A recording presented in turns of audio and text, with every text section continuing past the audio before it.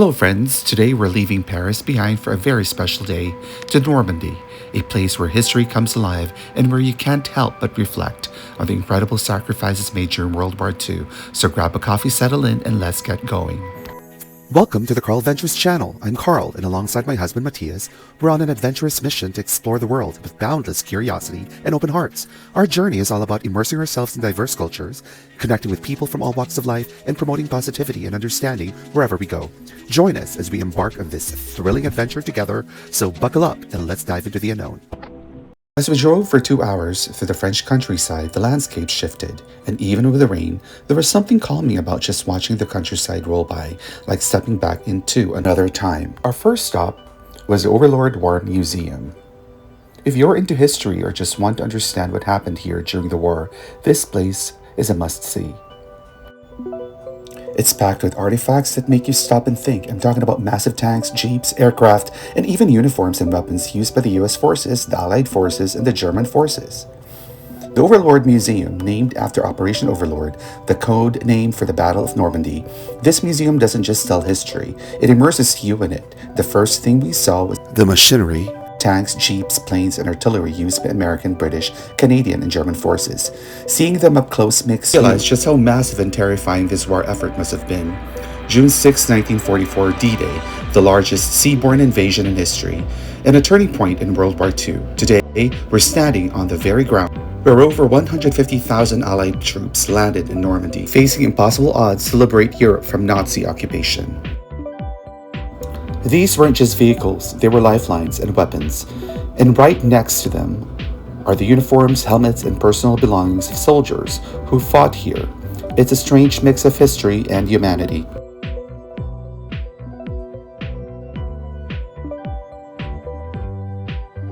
There's something hauntingly fascinating about these artifacts of war up close. These objects, machines, weapons, uniforms, they're not just pieces of history, they're the physical remnants of stories, of battles fought, of lives forever changed. One of the most striking elements of the Overlord Museum is the use of mannequins to recreate scenes from the war. At first glance, it feels like walking into a time capsule, like history frozen in place, waiting for you to step inside. But what really hit us was walking through the hallway of photographs. It's a quiet space, but the images say so much. You see the soldiers, some so young, some smiling, others with faces full of fear and focus. And at the end of the museum, there's a replica of a scene during liberation. It feels like history frozen in time. Like you're standing right there, it gave us chills. That replica of a scene from the liberation shows soldiers and civilians together celebrating freedom after years of fear, and yet, even in the moment of joy, there's a heaviness, a reminder of what it took to get there. This wasn't just about strategy or politics, it was about people who risked and gave everything for freedom.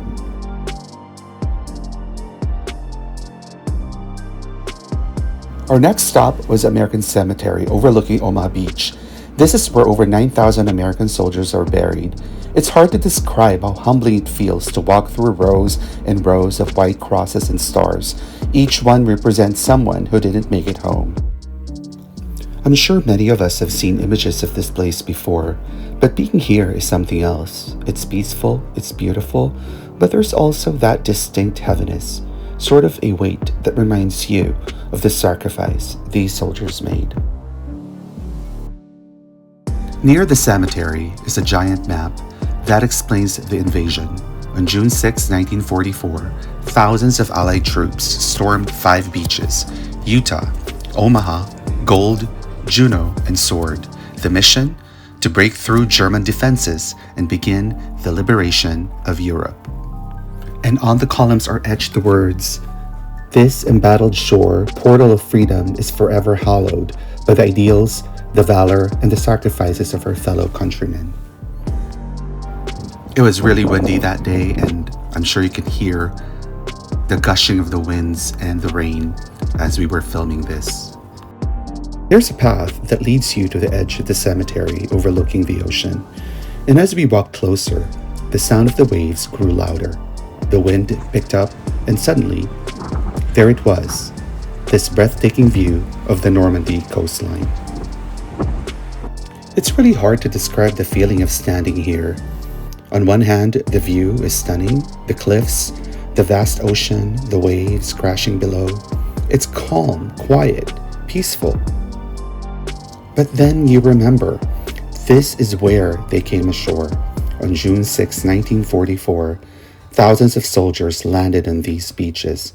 From out there, in the open water, they looked up at this very coast, facing machine guns, artillery fire, and an almost sudden death. You can't help but imagine what it must have felt like, the fear, the chaos, the determination to keep moving forward despite the odds. And now, here we stand, where they fought, where so many fell, looking out at this wonderful ocean view. It is beautiful now, serene, but it's impossible to forget the history here.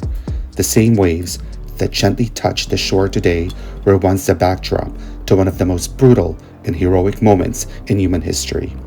I think that's what makes this place so powerful. You're surrounded by the stories of sacrifice, and then you come to the edge where the land meets the ocean, and you're reminded of just how vast, how overwhelming, and how extraordinary this moment in history truly was. As we stood there, looking out at the water, I felt an incredible sense of gratitude. Gratitude for the sacrifices made here, for the freedom we have today, and for the chance to stand in this place and remember. Walking through the American cemetery at Normandy is an experience that humbles you immediately. The rows of white crosses and stars stretch as far as the eye can see, perfectly aligned on the lush green grass.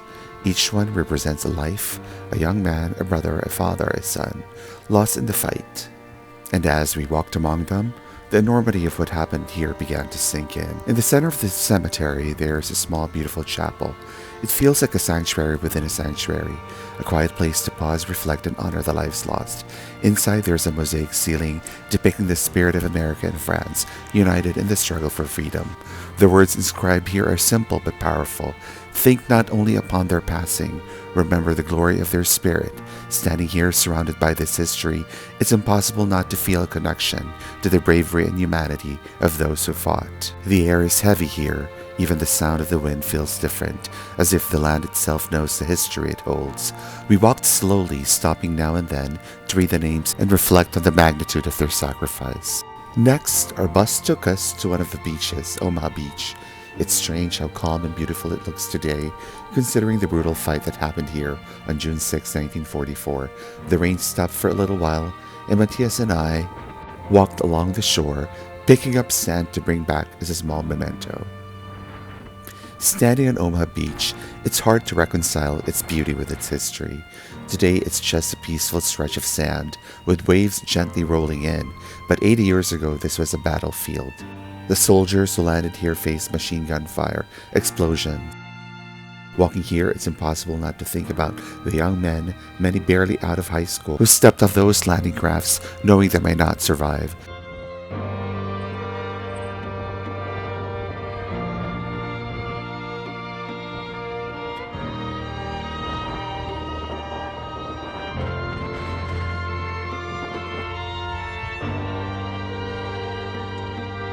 From Omaha Beach, we drove to Pointe du Hoc.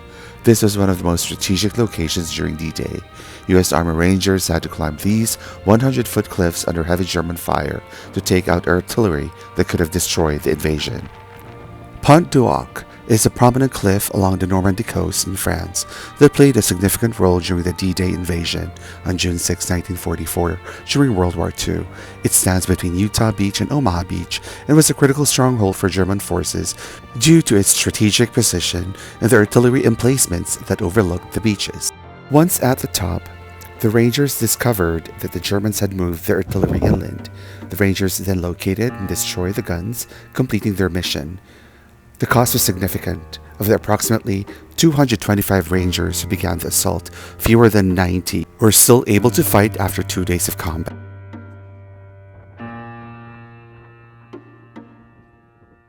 The bunkers here still stand, hollow concrete shells that tell the story of both sides. When you peer through the narrow openings, you realize these weren't just structures. They were positions of war, where German soldiers fired on Allied troops, fighting to survive.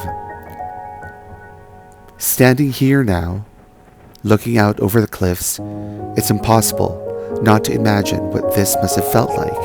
The fear, the chaos, the determination, and yet, here we are, 80 years later, looking at the same view.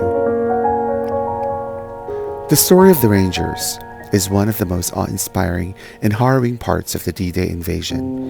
These were men who faced what seemed like an impossible task, scaling 100-foot cliffs under relentless fire to destroy German artillery that threatened entire Allied operations. Today, standing in the very place where their bravery played out, you can't help but feel the weight of their sacrifice.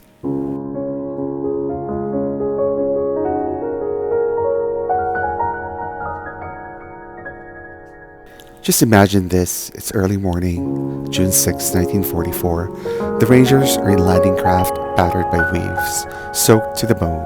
As they approach, they see these cliffs looming ahead. The Germans above are firing down at them, dropping grenades, cutting their ropes, and yet they climb. These bunkers still stand today, hollow concrete reminders of what happened here. Looking out through the narrow gun slits, it's chilling to think of the soldiers on both sides. For the Germans, this was their stronghold, and for the Rangers, it was a death trap they had to take at all costs. Visitors can walk through the site and reflect on the challenges faced by the Rangers, with a rugged terrain and fortifications providing a vivid picture of the historical events that unfolded there.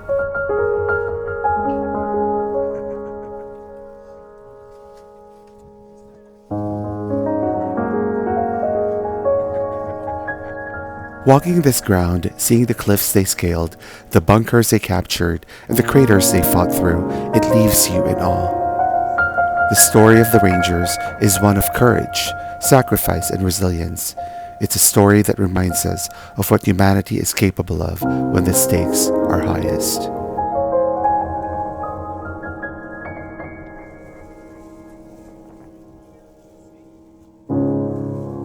It's really hard to imagine being in their shoes, but standing here today you feel a deep sense of gratitude. These men risked everything, and many gave everything, to ensure the success of D-Day. The Rangers didn't just lead the way, they paved the way for freedom. Just look at these cliffs. Imagine trying to climb this, with bullets raining down on you, grenades exploding around you. The fact that they succeeded is nothing short of extraordinary. The land around Pointe du Hoc is scarred with history. Huge craters from bombings are still visible, a stark contrast to the peaceful cliffs and ocean views today. It's a powerful juxtaposition, the natural beauty of the present and the bloody history of the past. Standing here in Normandy, surrounded by the echoes of history, it's impossible not to feel the weight of what happened on these beaches, these cliffs, and in these fields. The bravery, the sacrifice is overwhelming. But as much as this place tells a story of war, it also tells a story of hope. In a world that sometimes feels divided, Normandy is a powerful reminder of what can happen when we come together. It's proof that bravery and sacrifice can lead to peace, and it's a call to all of us to honor that legacy, not just by remembering, but by living in a way that brings more understanding, compassion, and hope to the world.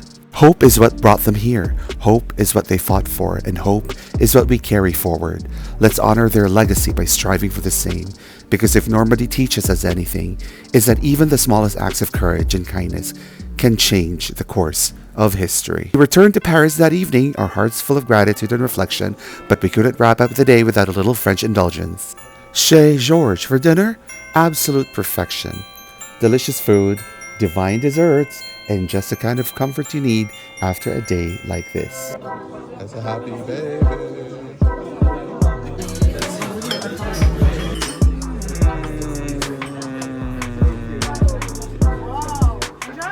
Thank you.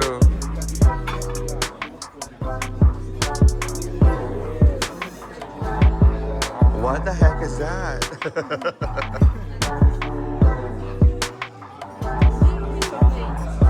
Just a little bit?